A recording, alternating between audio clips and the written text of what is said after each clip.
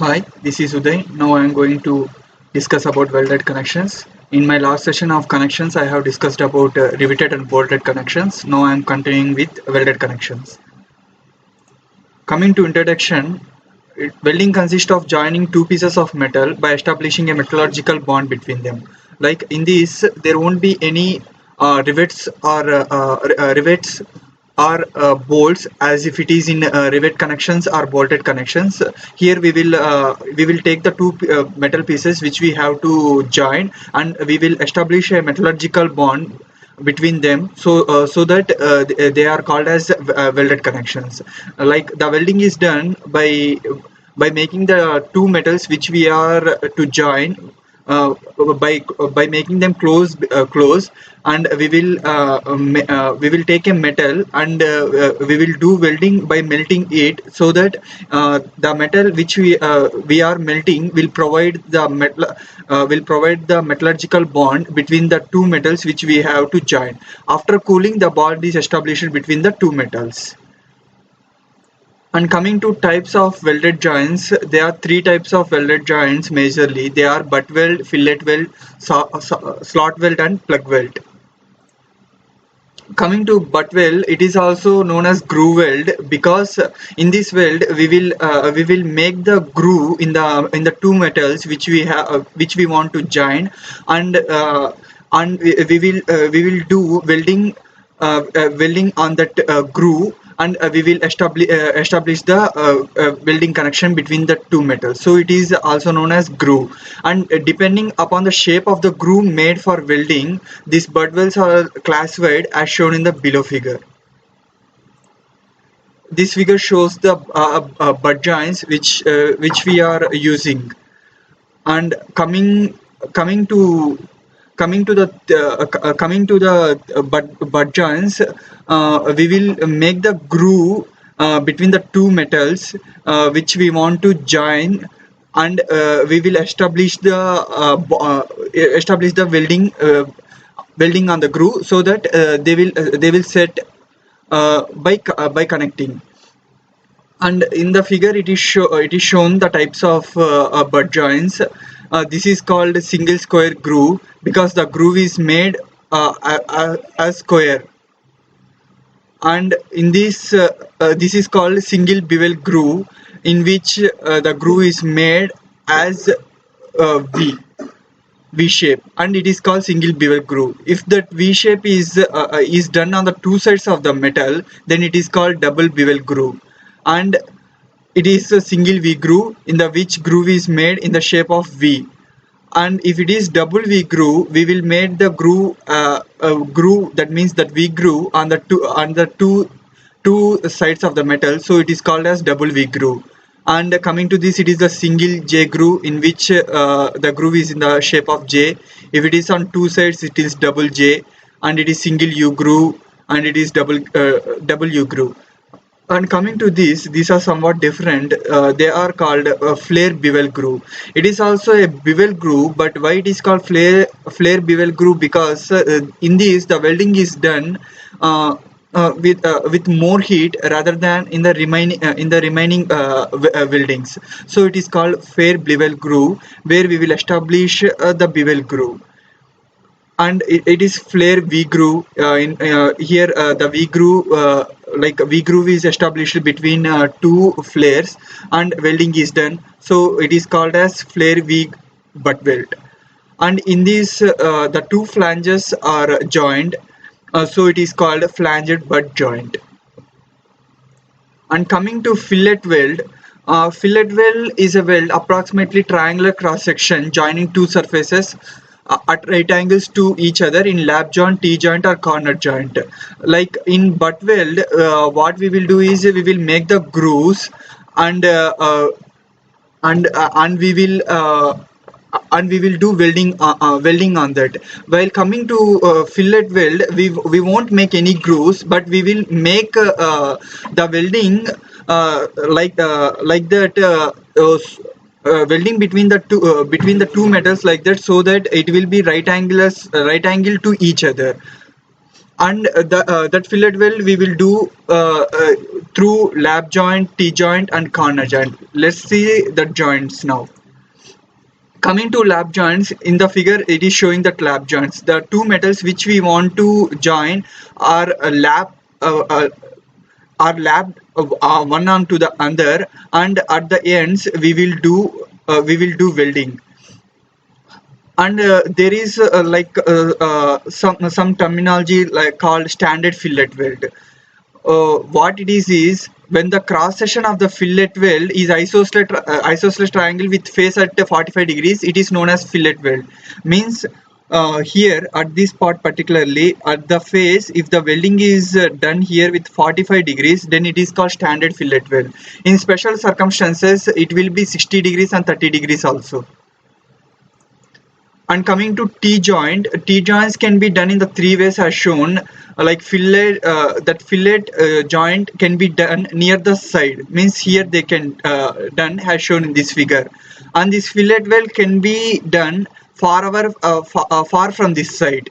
And this fillet weld can also be done on the two sides so that the T joint can be established. These three are the T joints. We can make the fillet weld near the near side or far from the side or on the both sides.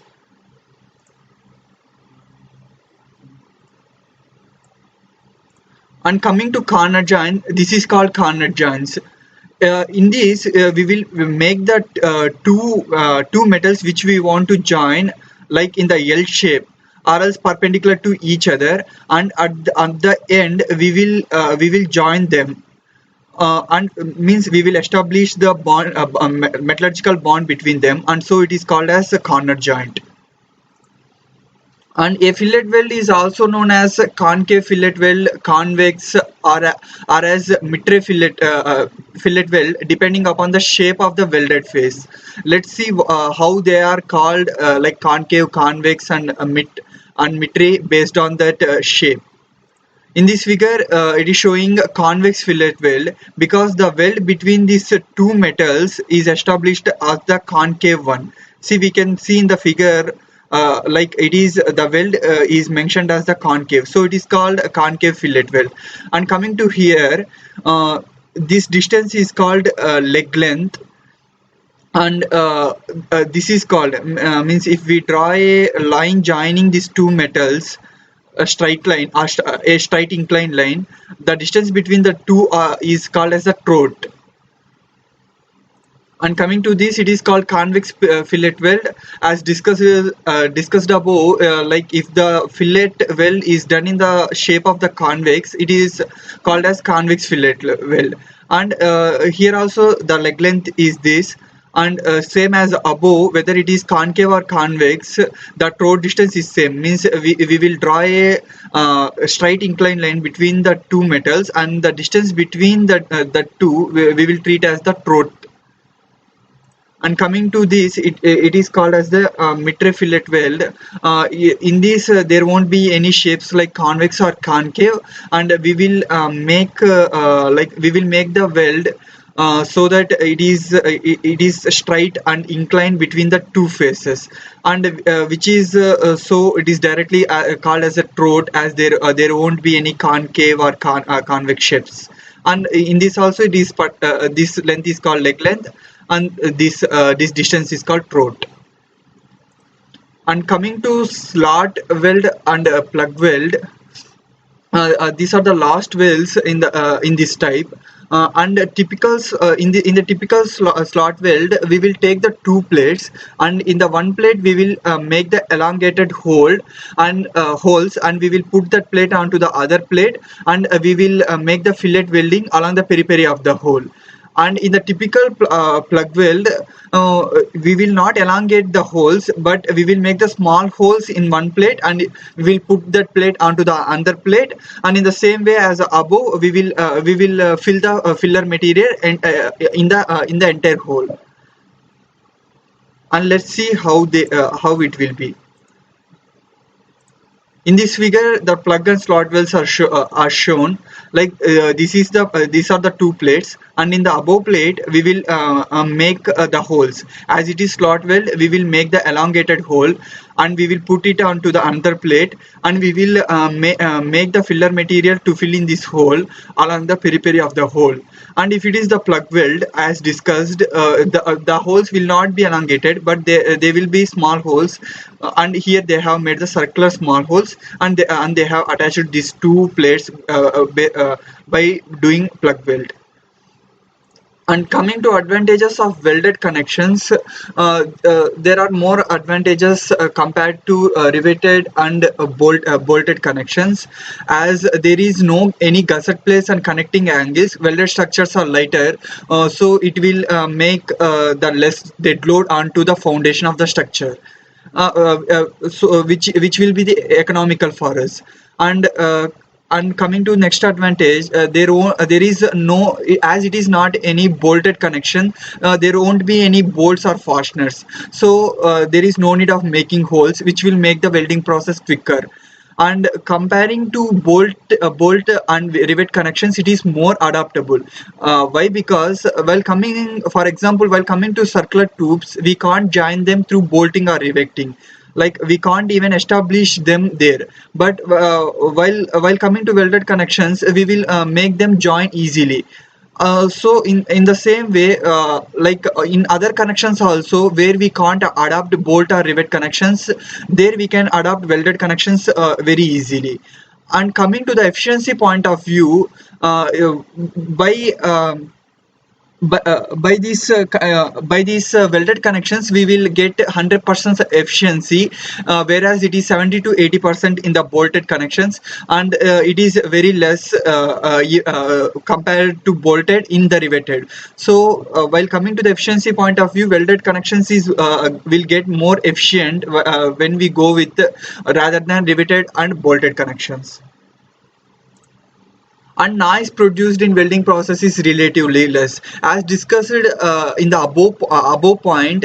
There is no need of providing any holes, as there is no need of fasteners, as there is no drilling, that process which we will do in rivet connections. There is no noise, like we have to melt the metal by welding process, and as there is no any drilling or punching, noise pollution won't be there, which is there in the riveted connections. And coming to welded connections, these are good aesthetic appearance. Like in the bolts or riveted connections, they will be in riveted connections they will be rivets, and bolted connections they will be bolts and nuts, which we can feel apart from the metal. While coming to welded connections, there won't be any rivets and bolts, just we will see metals which are joined at their ends, or at the middle, through welded connections. And it will feel as like the metal, which will give good aesthetic appearance rather than the other two connections. And these welded connections are airtight and watertight, so only we will use these welded connections for making tanks, which is however less danger of which have less danger of corrosion. And welded joints are rigid compared to the rivet and bolt ones, and there is no problem of mismatching of holes, because there is no bolts or holes, as if it is in bolted connections there is only welding, so there is no mismatching of holes. While coming to bolted connections, as there is holes, there is a probability case of mismatching of bolt holes, which will create considerable problem while we are dealing with the bolted holes. And welded connections, while coming to welded connections, there is no such problems. And alterations in connections can be easily made through welded connections. If we want to alter, we can cut and we can join wherever we want through welding again. And coming to the disadvantages of welded connections, there are some disadvantages, as they are in the bolted and riveted connections. Coming to welded connections, the disadvantages are like this will involve heating, as we have to done weld through that oxyacetylene frame. It will depend on heating, and that heating won't be even. Due to that uneven heating and cooling process, there may be twist in the process of weld, and there is a greater possibility of brittle fracture in welding.